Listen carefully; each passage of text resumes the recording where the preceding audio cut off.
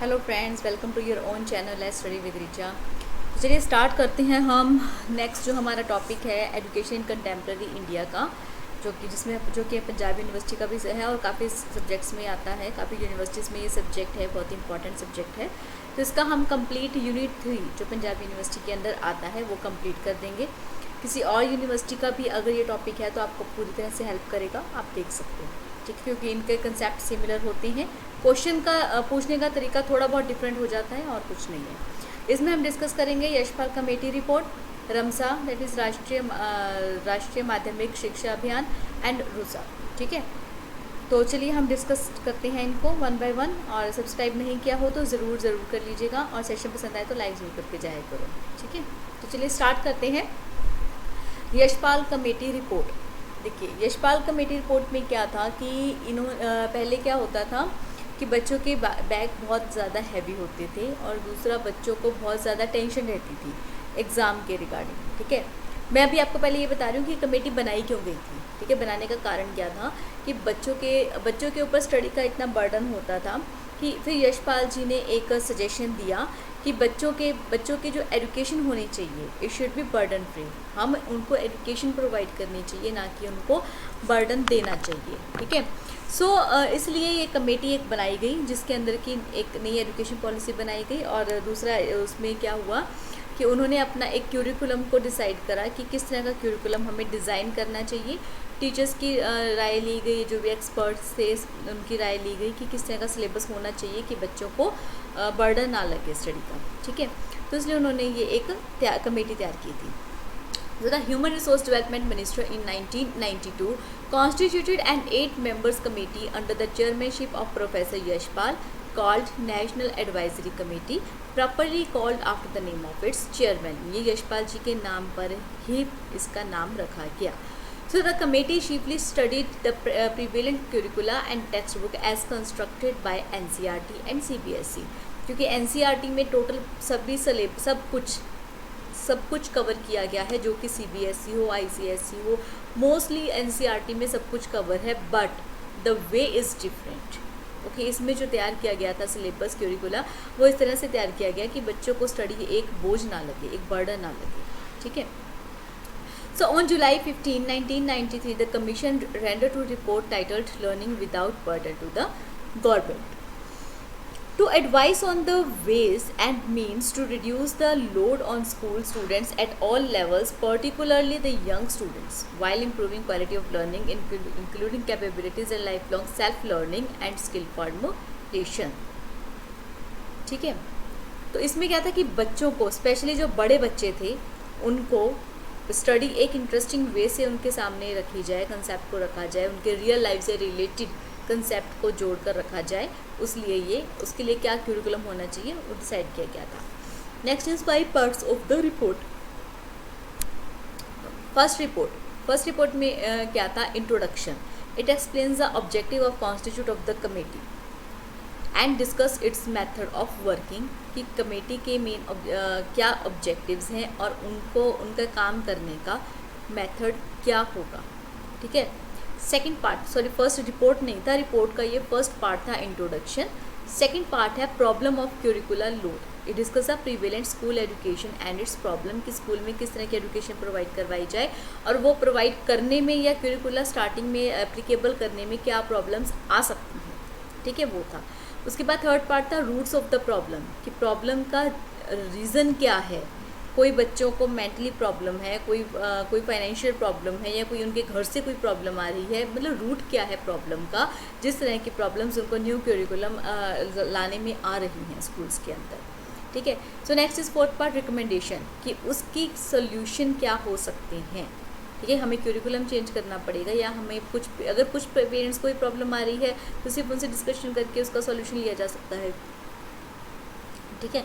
So next fifth part is appendix, कि जो कुछ भी बाकी 4 पार्ट्स में रह गया that all is contained in the fifth part. So next is manifestation of the existence of the problem, कि इसका मैनिफेस्ट किया गया कि एक तो ये था कि इसको बहुत ही जल्दी स्टार्ट कर दिया गया था, प्रॉपर स्ट्रैटेजी उनको प्रॉपरली उन्होंने मेंटेन नहीं की थी।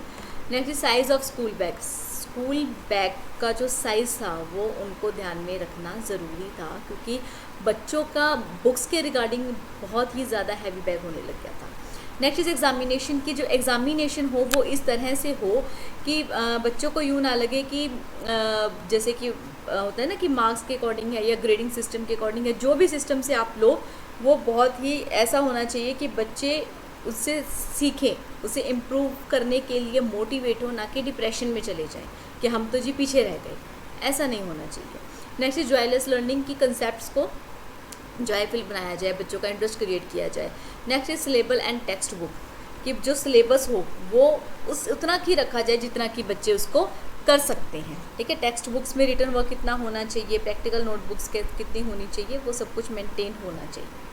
ठीक है, so next is committee identify the following as a roots of the problem, that knowledge versus information, कि जो नॉलेज तो बहुत है बट वो प्रोवाइड की जाए उसकी इन्फॉर्मेशन नहीं है।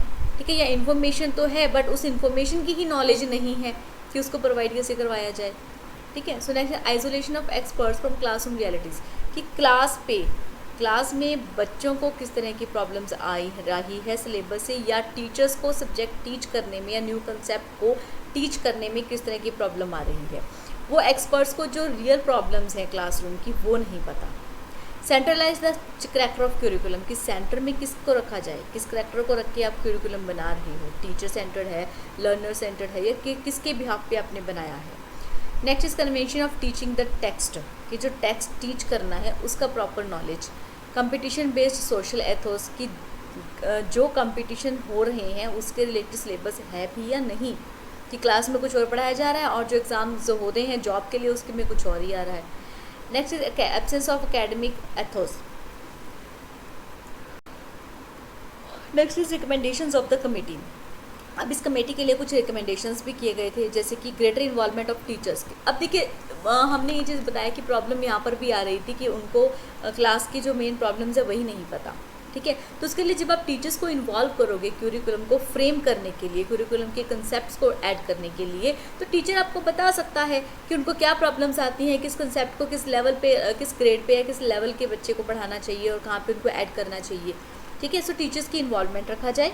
टेस्ट और interview for admission in pre school should not be perform, कि प्री स्कूल लेवल पे टेस्ट ना लिया जाए। आजकल तो केजी क्लास से भी स्टार्ट कर दिया टेस्ट लेना, जो मैंने अभी प्रैक्टिकली देखा स्कूल्स में जाके, केजी क्लास के बच्चे के एडमिशन के लिए टेस्ट देना पड़ता है, बताओ। Next is homework should not be there and project work at primary stage, की प्राइमरी स्टेज पे जो होमवर्क हो पहली बात तो अवॉइड किया जाए। दूसरी बात, अगर दिया भी जाए तो इतना दिया जाए जितना कि बच्चा हैप्पीली जॉयफुली कर सके। Extensive use of audio video material and enforcing teacher people ratio 1:40, कि 40 स्टूडेंट्स के ऊपर एक टीचर हो। ठीक है, need to change the culture of writing books, कि बुक्स को इस फॉर्म में बनाया जाए कि उनको डिफरेंट टेक्स्ट बुक्स ना लगानी पड़े, बुक्स के ऊपर ही काम करवा दो, इस तरह की हो। Idea of setting up education committee at village, block and district level, ताकि विलेज लेवल के बच्चों की प्रॉब्लम सुनने के लिए विलेज लेवल पे कमेटी बना दो। ठीक है, सो डिफरेंट लेवल पे कमेटीज बनाई जाए और फिर उनकी प्रॉब्लम्स को इकट्ठा डिस्कशन किया जाए। ठीक है, greater use of electronic media be made for the creation of a child centre social Athos in the country, क्योंकि देखिए इलेक्ट्रॉनिकली जो जैसे कि मीडिया है आपका, वीडियोस हैं, टीवी फॉर्म में आता है या फिर आपको प्रेजेंटेशन देके दिखाया जाता है, बच्चों को वीडियोस दिखाई जाती हैं, तो इस फॉर्म में उनके दिमाग में वो चीज़ें बैठ जाती हैं विजुअली। ठीक है, next is a regular television programme addresses to students, teachers and parents and possibly called Shiksha Darshan should be available, should be launched, कि उसको लॉन्च किया जाना चाहिए। ठीक है, next is recommendations, the continuing education of teachers must be institutionalised. अब देखिए कई जैसे उनकी जो इम्पॉर्टेंट क्वालिफिकेशन है वो तो उनके पास है, बट स्टिल जो एक टीचर की इच्छा होती है ना कि भाई मेरे को तो ये भी करना था बट मैं जॉब करने लगी, तो वो उनको एक फ्रीडम दी जानी चाहिए कि वो अपना स्टडी कर पाएँ। ठीक है, पढ़ते पढ़ते भी स्टडी कर पाएँ। Next is the public examination taken at the end of class 10 and +2 be reviewed with a view to ensure replacement of the prevailing text based and quiz type questioning, कि उनको ऑब्जेक्टिव टाइप क्वेश्चंस के रूप में दी जाए ताकि उनको answer stick करने easy हो जाए।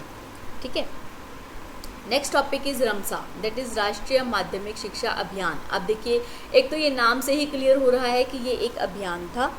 ठीक है, किस चीज़ का अभियान था?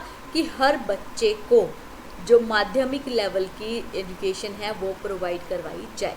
राष्ट्रीय मतलब कि नेशनल लेवल पे, ये किसी स्टेट लेवल पे नहीं थी कि जी पंजाब में ये चीज़ चल रही है, हरियाणा में ये चीज़ चल रही है, मुंबई में ये चीज़ चल रही है, महाराष्ट्र में ये चीज़ चल रही है, ऐसा नहीं। राष्ट्रीय स्तर पर कि जी ये तो नेशनल लेवल पे ये चीज़ें तो होंगी ही, ठीक है, सभी के लिए होंगी ये चीज़ें। So Ramsa is a centrally sponsored scheme of the Ministry of Human Resource Development, the Government of India, for development of secondary education. ठीक है, it was launched in March 2009 with the objective to enhance access to secondary education and to improve its quality. कि सबको जो ज़रूरी शिक्षा है वो माध्यमिक स्तर की वो प्रोवाइड करवाई जाए और अच्छी क्वालिटी की प्रोवाइड करवाई जाए।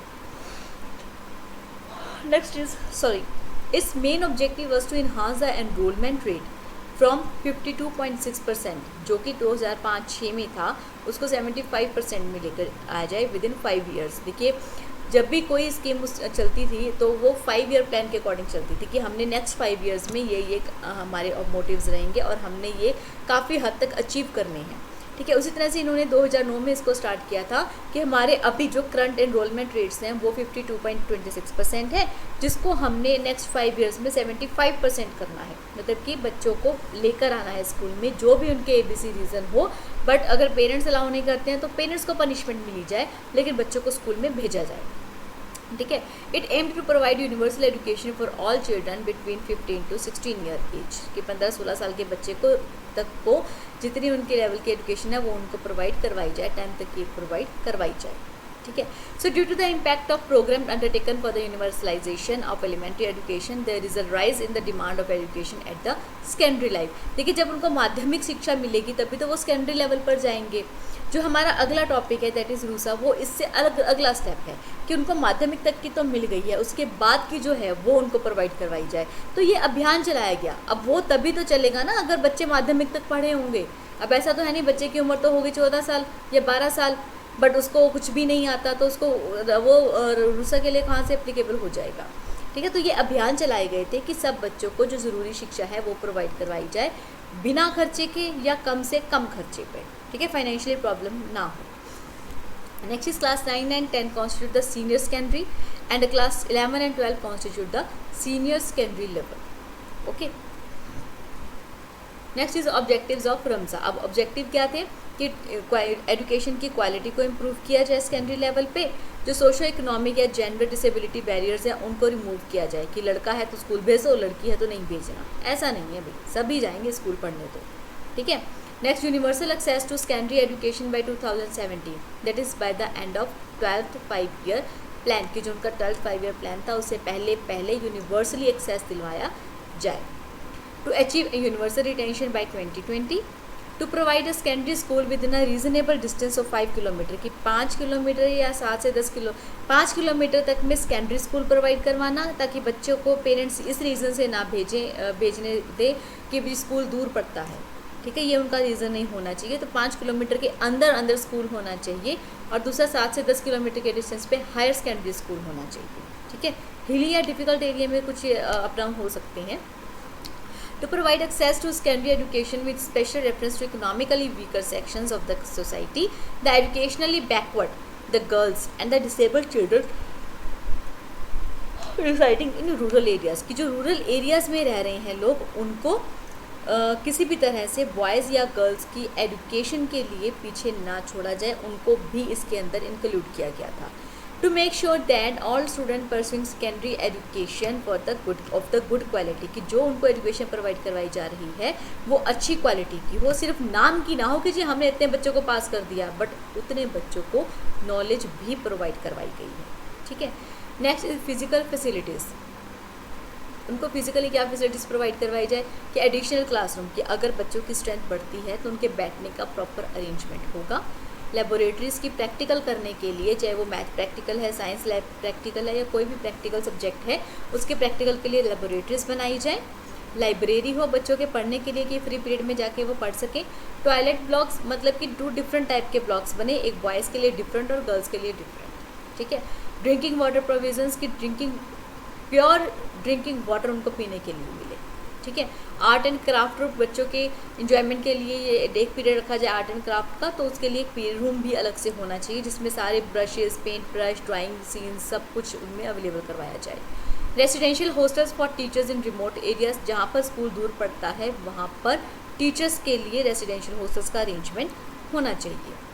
Next is important quality interventions कि to reduce pupil teacher ratio 30:1 by appointing the of additional teachers की अगर बच्चों की स्ट्रेंथ बढ़ती है तो एक ही रूम में बच्चों को ना घुसाया जाए बल्कि एक सेपरेट रूम में टीचर असाइन कर दिया जाए, उनकी रेशियो को कम कर दिया जाए, ठीक है, ताकि हर बच्चे के ऊपर ध्यान दिया जा सके, हर बच्चे का कॉपी वर्क चेक किया जा सके, हर बच्चे की प्रॉब्लम्स को देखा जा सके, ठीक है।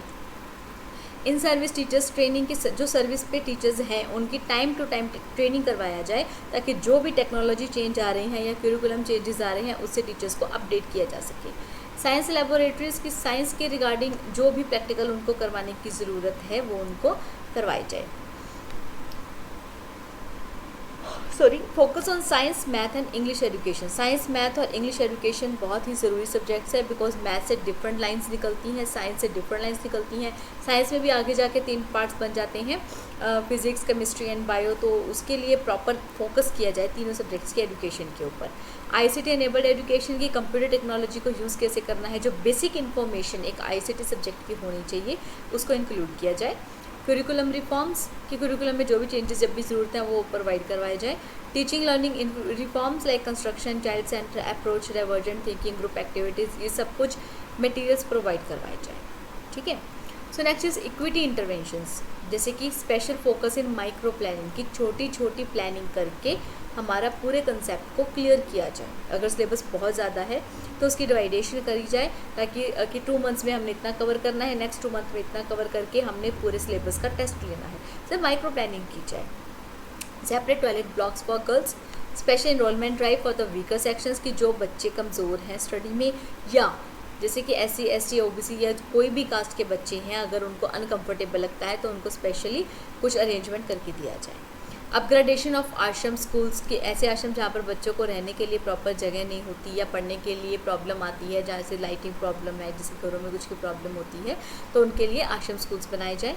Opening new schools in SC ST minority high concentrated areas, more female teachers, because कई बार क्या होता है कि पेरेंट्स अपनी लड़कियों को इसलिए नहीं भेजते हैं क्योंकि मेल टीचर्स होते हैं, उनको बड़ा ही अनकंफर्टेबल लगता है कि जी हमारी बेटी ऐसे कैसे जाएगी, नहीं जाएगी, उसको पढ़ाने के लिए कोई भी लेडी टीचर तो है ही नहीं स्कूल में। तो जहाँ तक हो सके more to more female teachers रखा जाए because they can understand the problem of boys and girls both. Okay, I'm not saying that male teachers will not understand the problem of both the gender issues, but mostly female teachers can understand. Next is funding pattern. देखिए रमसा में जो होता था ना कि जो funds provide करवाए जाते थे वो पहले सेंटर स्टेट गवर्नमेंट को देता था, फिर स्टेट गवर्नमेंट आगे जो इंस्टीट्यूशंस थे उनको प्रोवाइड करते थे, ठीक है। So the ministry of human resource development directly provides funds to the state government, state government then release the funds to the approved implementing agencies और इंस्टीट्यूशंस कि जो भी चला रही हैं रमसा के स्कूल्स या रिकॉग्नाइज इंस्टीट्यूट्स उनको प्रोवाइड करते थे। So during 11th 5-year plan the central government provided 75% of the fund for each state, कि हर स्टेट को 75% फंड दिया गया, while 25% was born by the state government, और जो 25% था वो स्टेट गवर्नमेंट रखती थी। अब वो किसी भी लिए रख सकती है कि जी कोई स्कूल में ज़्यादा कमी आ रही है इंस्ट्रूमेंट्स की या इक्विपमेंट्स की तो उनको प्रोवाइड करवा दिया, या फिर कोई भी एजुकेशन के रिगार्डिंग नई टेक्नोलॉजी लाने के लिए प्रोवाइड करवा दिया, तो वो 75% डायरेक्ट प्रोवाइड करवाया जाता था और 25% जो स्टेट गवर्नमेंट थी वो अपने पास रखती थी।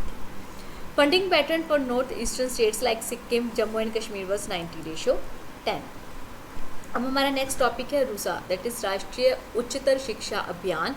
इसका मेन अभियान यही था, इसका मेन ऑब्जेक्टिव यही था कि एक तो जो SSA या माध्यमिक राष्ट्रीय केंद्र बनाए गए हैं उनके ऊपर नज़र रखी जाए, क्योंकि अगर वहाँ बच्चे पढ़ेंगे तो ही तो वो यहाँ आएंगे। अगर यहाँ बच्चे नहीं आ रहे हैं इसका मतलब कि पहले वाली स्टेज में कुछ ना कुछ कमी रही है, बच्चे छोड़कर चले गए हैं या बच्चों ने आए ही नहीं, ठीक है। इस तरह से उनकी एक्टिविटीज़ पर भी ध्यान रखा जाएगा और फंडिंग इश्यूज़ पे भी ध्यान रखा जाएगा कि जब फंड्स दिए गए थे बच्चे नहीं आए और फिर उन्होंने शो कहाँ से किया, ठीक है। तो इसलिए ये कुछ अभियान लगाए गए थे कि कहीं पर भी जमाखोरी ना हो, सब बच्चों को एजुकेशन का हक है और वो उनको प्रोवाइड करवाई जा सके।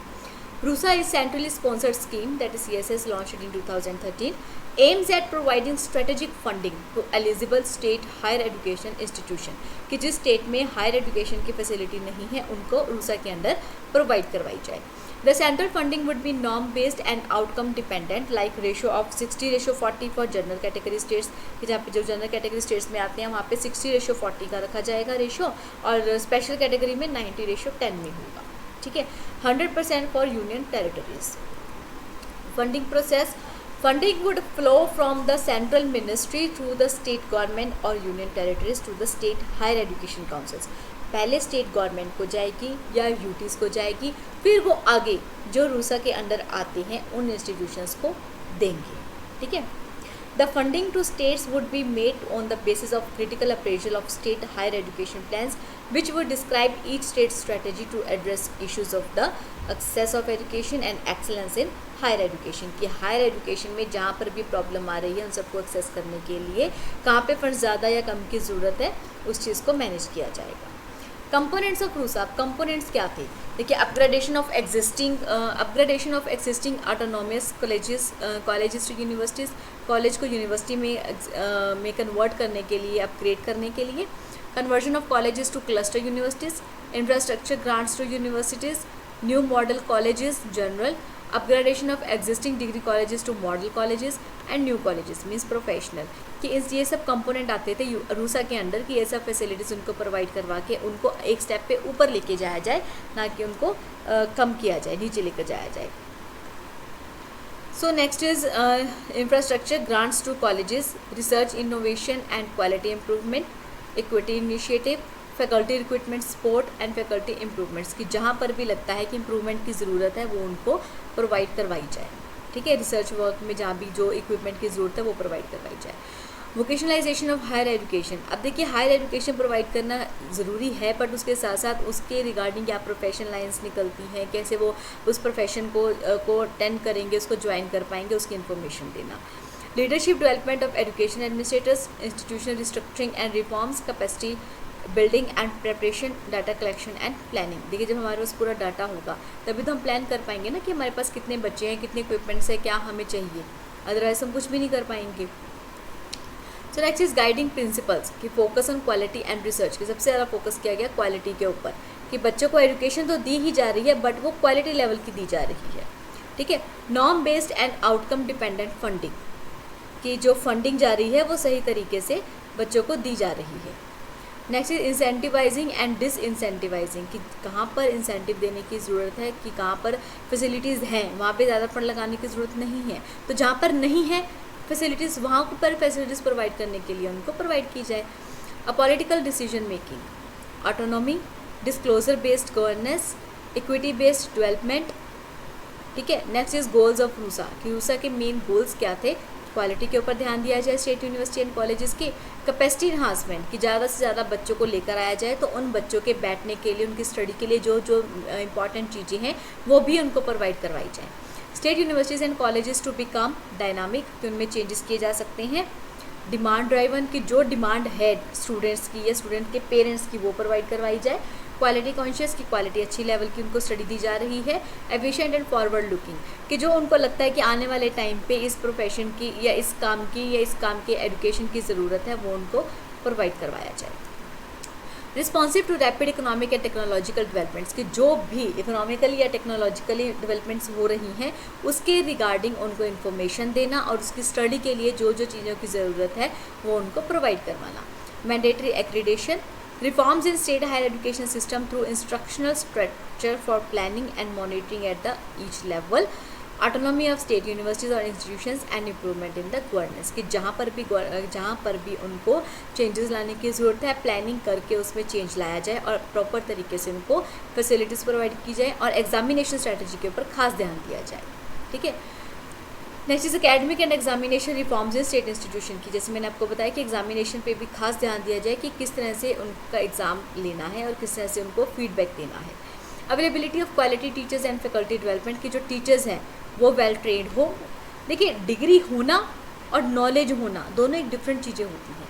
डिग्री ले लो बट उसकी नॉलेज ना हो या आपको एक्सप्लेन करना नहीं आ रहा तो उस डिग्री का कोई फ़ायदा नहीं है. अब जैसे हिमांशी मैम ही देख लीजिए, उन्होंने कोई हाई फाई PhD तो कर नहीं रखी है, बट जितने अच्छे तरीके से वो समझाती हैं, आई डोंट थिंक सो कि कोई और समझाता होगा। ठीक है, सो क्वालिटी टीचर्स को अवेलेबल करवाना स्टूडेंट्स के पास में, enabling environment for research and innovation, environment provide करना कि बच्चे उसमें रिसर्च का काम कर सकें, expansion of institutional base like creation of additional capacity of existing institution and establish new institutions, कि अगर उनको लगता है कि एग्जिस्टिंग इंस्टीट्यूशन में इतनी कैपेसिटी नहीं है कि बच्चों को इंपॉर्टेंट जो इक्विपमेंट्स हैं उनके साथ में उनको स्पेस दी जाए, तो उनके लिए एक नया इंस्टीट्यूशन बना देना है। जैसे हम देखते हैं ना कि उसकी एक नई ब्रांच खोल दी गई है, इस तरह से नई इंस्टीट्यूशंस बना देना।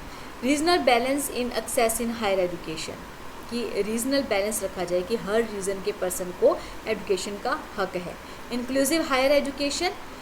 सो ये था हमारा सेशन जिसमें मैंने पूरा unit 3 Yashpal committee report, RMSA and RUSA ये तीनों कवर अप किए हैं। इनमें से आपको कोई भी क्वेश्चन आएगा आप अच्छे से उसको अटेम्प्ट कर सकते हो। आप ये 3 क्वेश्चंस करके ये पूरी वीडियो अच्छे से करके और एक टॉपिक और 2 टॉपिक और करके जाइए, तो आपको 5 क्वेश्चंस आपके कवर अप हो जाएंगे, जिसमें से आप कोई भी 4 आप एग्ज़ाम में कर सकते हो। ठीक है, बाकी आप 75% सिलेबस कवर अप करके जाना। ठीक है, best of luck for the exam preparation. Subscribe ना किया हो तो ज़रूर कर लीजिएगा, नोटिफिकेशन बेल को ज़रूर प्रेस करके जाइएगा। Thank you so much for watching my videos and please keep watching. Thank you.